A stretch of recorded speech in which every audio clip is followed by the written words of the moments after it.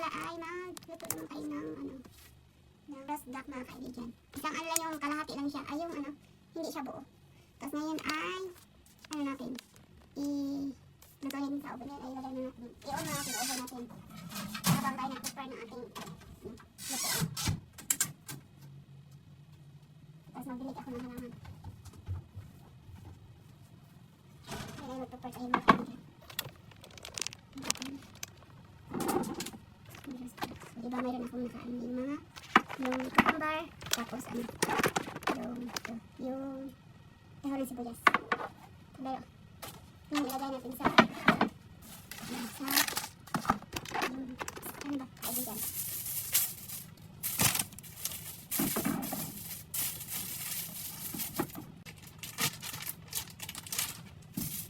Yan siya. 40 minutes kasi lutuin natin yan sa oven mga kaibigan. Kaya magantay tayo ng 10 minutes para sa ating oven na mainit. Kaibigan ay salang natin yung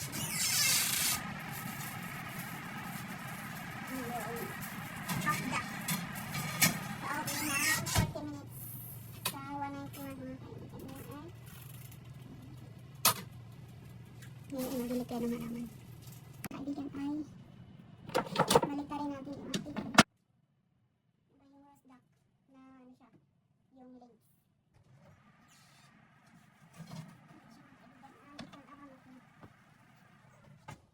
Tapos ilagay natin yung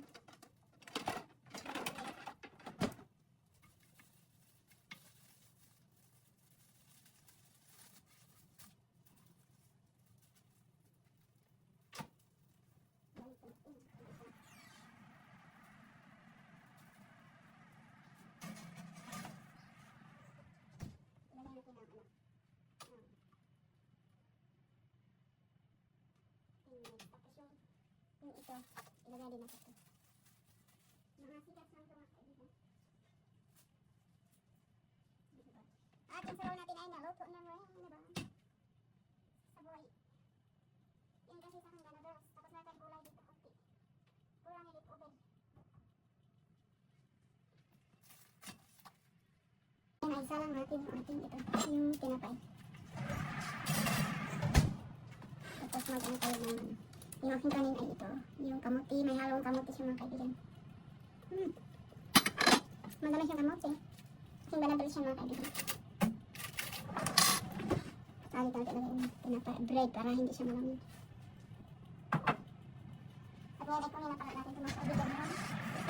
Kasi mabibisan ito mga seconds lang. Ay hindi ito. Malamig. Kunin natin yung nagapit ito. Diba ayun mga kaibigan. Nalagay natin yan sa plato.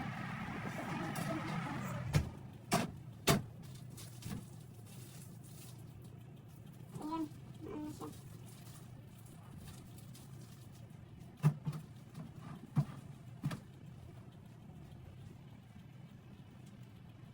Stop natin mga kaibigan. At ito ay ilagay natin sa plato. Diba? Ito siya mga kaibigan. Ilagay natin sa plato. Whatever, ano nga siya, crunchy. Ito ay ilagay natin sa plastic para di naman dyan naman dyan. Tapos balik natin. Dyan. Kasi mainit pa. Mainit natin ilagay. At nilagay tayo mga kaibigan. Ngayon na-auto na yung ating roast duck. Ayan lang mga kaibigan. Thank you for watching at salamat sa supportan nyo. God bless.